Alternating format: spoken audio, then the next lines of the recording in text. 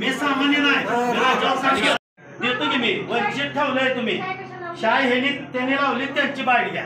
पहिली ह्यांनी शाय लावली तुम्ही मतदान करायच्या आधी शाय का लावली मावशी इकडे रिक्वेस्ट तुम्ही मतदान केलं का शांत बसता तुम्ही मतदान केलं का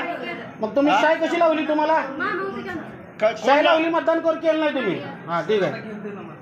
आता मला सांगा तुम्ही हे सगळं आलेलं असताना नाही हो